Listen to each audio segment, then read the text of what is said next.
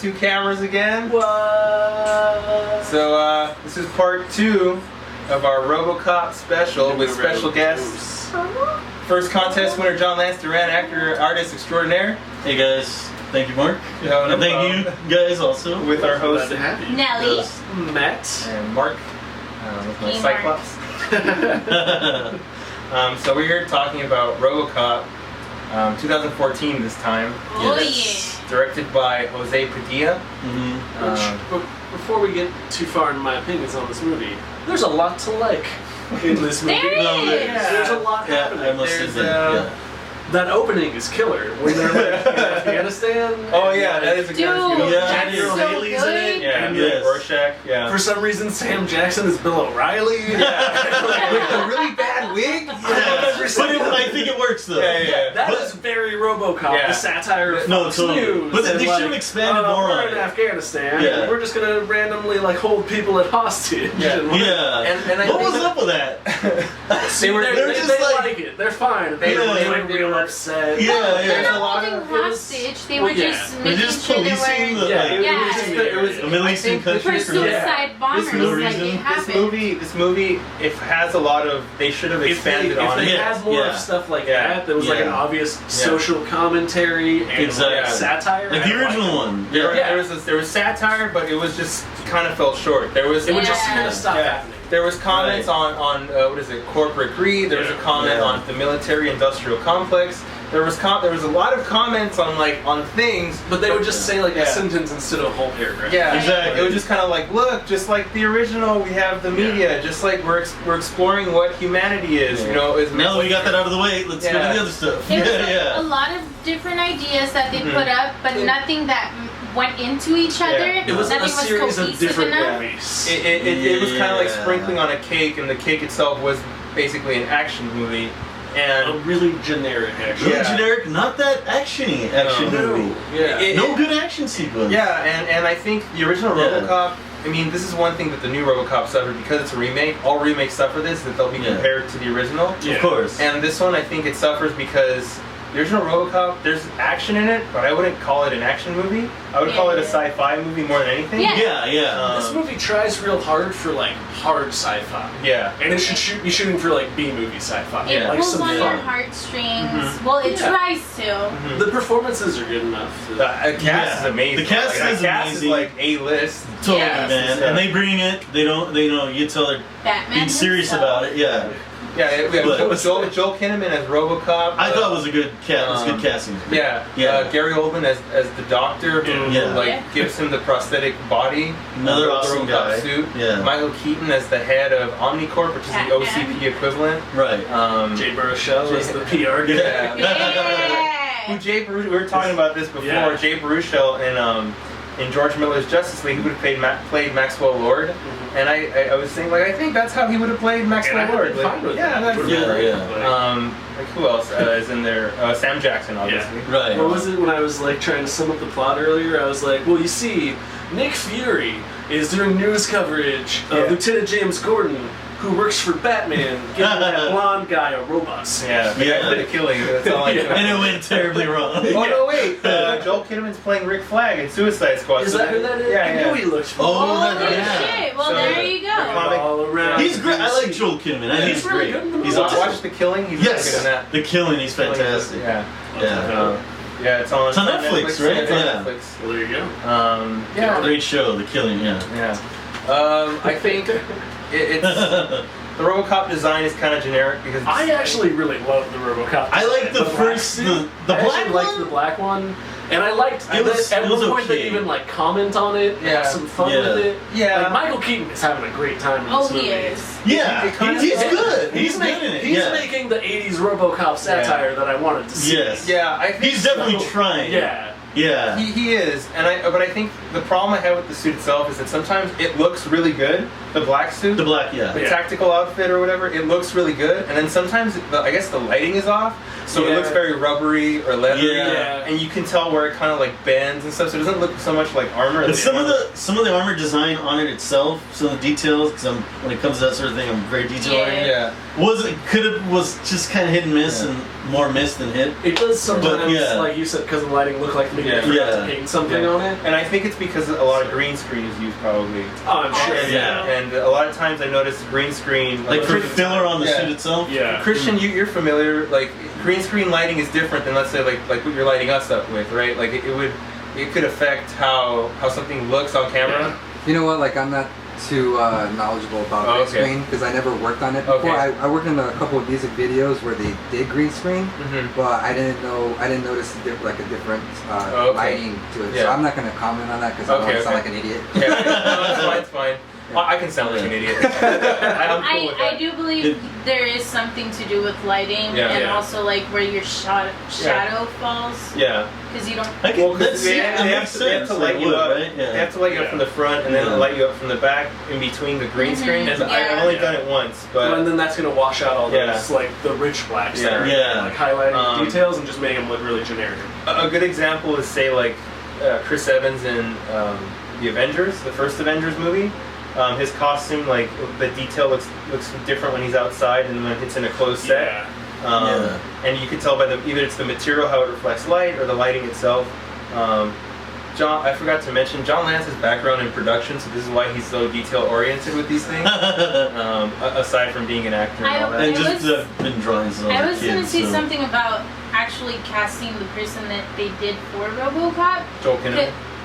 It worked so well with that costume per se, just because he's not bulky, so it's easy to make his team. He's really interesting. Because he's got broad shoulders, but he's really slender and little. He has like a really defined, exactly. And so it worked really well with the costume. So it really, they could actually play up the fact that there's no body underneath that versus like he the looks like an awesome RoboCop. animatic. I like the take on RoboCop because it was so different from the first one. And I appreciate them not just trying to do the exact same. No, totally, I think that was smart. Where it should be about different things. Yeah, where the first RoboCop was about a man who became a machine and found his humanity. This one is kind of a man who suffered an accident and woke up a machine, kind of like almost like a Frankenstein's monster. Right. And we're trying to strip him of everything human. And just wasn't done well. Because it feels like he didn't lose like anything. They were just throwing stuff. He still has his family. Like it's almost like it's very meta though because it's. I think what they played up is the corporate aspect, where the corporation is stripping him of his humanity. And they could have pushed that. Because like there's that part where they say like, oh, I haven't been able to see my husband in so long, and so it's kind of then like, oh, they make a program to make him more a machine. But that's his family. You should see a lot less of the family. It'll have more impact when she just pops up on the news and he sees her or something. Totally. Whereas the rest of the time, she's just here all the time. Well, I guess it also shows that they're persistent about like actually wanting to keep contact with him. They're not like, oh, Dad's just kind of forgotten. But then that gives you more opportunities to show her like on the fake Fox News and them being dicks to her or something because she never gets to see him. And I'm just saying, just the way the movie was made. No, the structure of it makes sense, but that doesn't make it good. But I think they say it in the movie where he says, "Just tell them I died." Like, just tell them I died or something. Because obviously the family doesn't know. And in the original one, they did tell them that he died, and then he found them and stuff. I mean, it winds up not being bad, just kind of bland. Nothing seemed at stake. The villain was like. You don't know who the villain is. There's no villain. After a while. He's just kind of shooting people who he has a grudge against. And even the guy that killed him is like...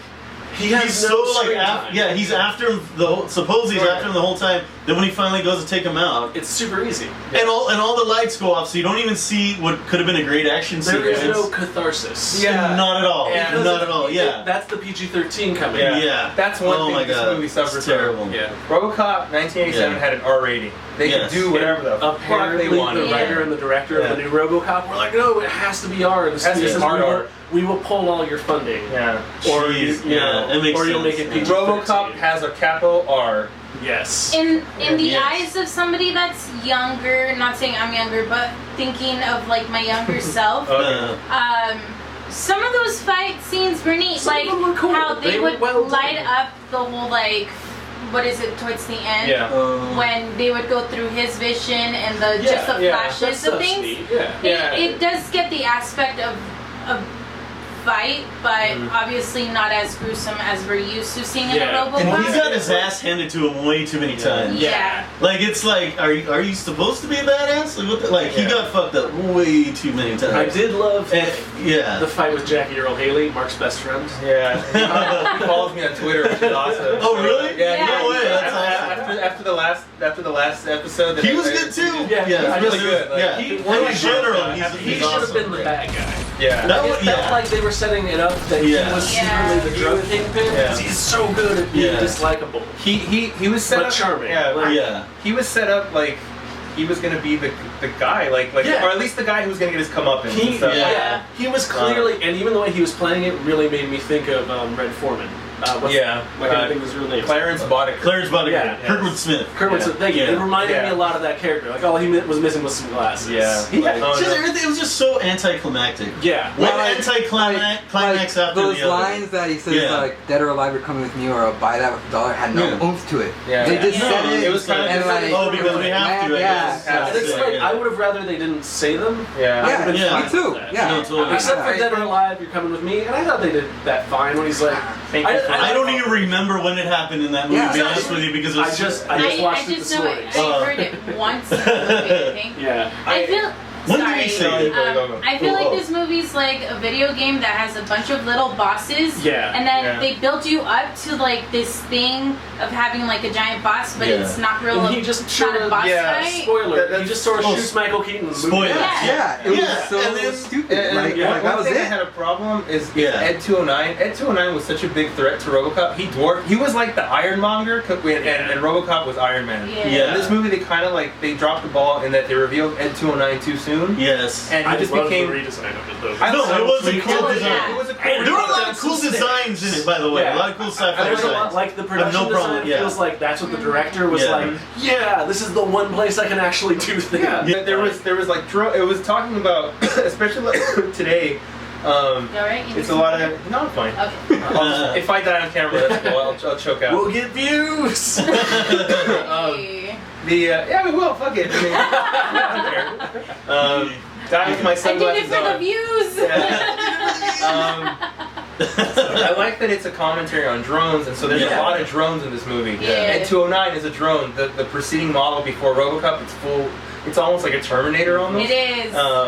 There's like drones that fly, like that's what Omnicorp is, but you never explore that. It's this whole movie, like it falls apart. It's like comment and satire is just glanced over. You know it's a company, but you don't know what the company's all about per se. It's just everything's kind of like touched on, like you think it's going to be a subject, and it's just like and like the villains per se, because it tries to do the idea that the corporation is evil, so they kind of make.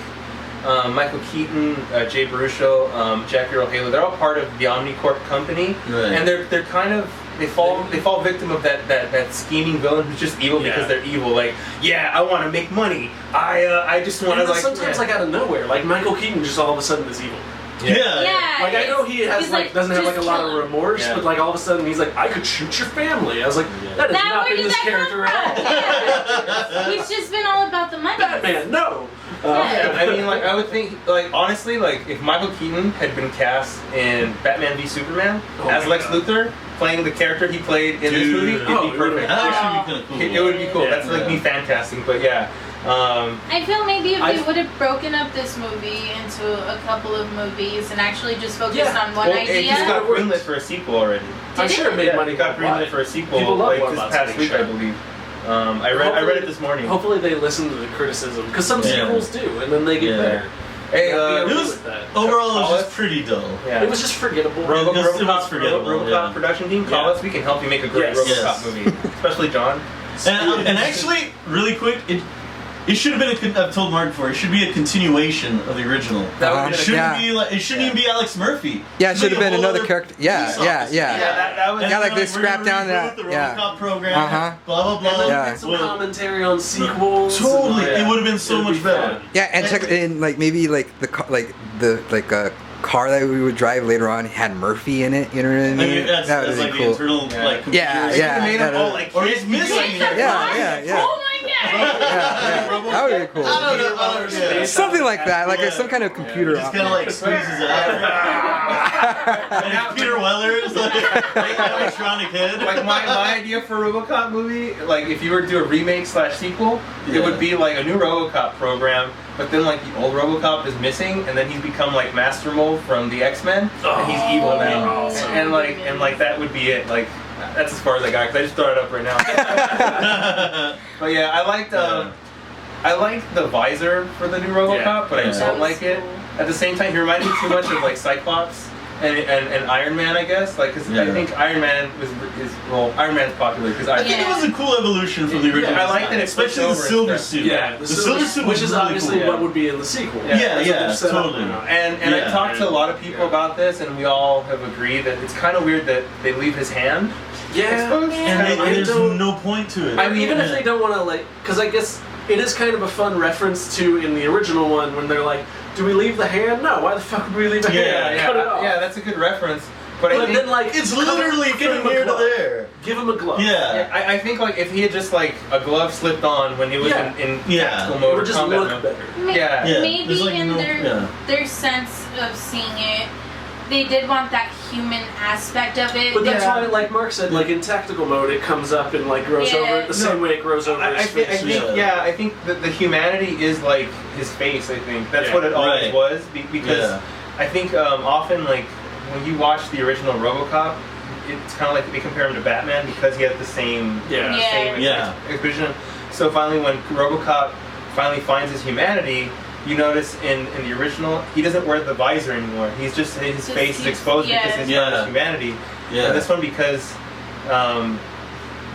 he loses his humanity, the visor comes on, and I get what they're trying to do, but it's not as well established, I guess. No. It was almost forced. Yeah, it was very forced. Like whereas the original was a natural evolution because he was this machine rediscovering the humanity. This one is the man being forced to be a machine and then having to seek it out, or forced onto him, I guess, through the production. But I mean, I'd say. Okay, I will say something really quick. Yeah. Whenever movies are like mediocre, it actually offends me more than when like movies are just bad. So this one is mediocre, so it's really dull. Yeah, it's dull. I think maybe it's worth a watch. Though. Maybe because it's on Netflix for free. Did you see free Netflix? Did you see the original first, or did you see this one first? I've seen the original first. Okay. I think some of the second and third. Okay. The third one is great because it's so bad. That's one that I enjoy a lot. Trust me, it's definitely not great. But there's stuff I do appreciate about it. RoboCop was that movie that was always on TV, so it was hard to not. It was in the middle of the afternoon when kids could watch it. I know. Like you turn on your TV and you'd flip a couple of channels. RoboCop was on. And it was one of those insane things where there was no way to edit it for content because all of it's so bad. It's kind of like The Walking Dead now on regular network TV. It's like every time they're about to kill somebody, so it goes cuts immediately to them talking. You're alive. You're coming with me, and then it cuts. Like he's already arrested. Good job, Murphy. I think the modern RoboCop movie, I think it's good for people who've never seen the original. If you've never seen either, see this one first. See the modern one first. Another thing too, they did not establish Detroit as like a crime-ridden city. They make mention of it, but they it's never very fleeting. Show you. Like the original one, you see like why you need a robot. He shoots a rapist in the dick.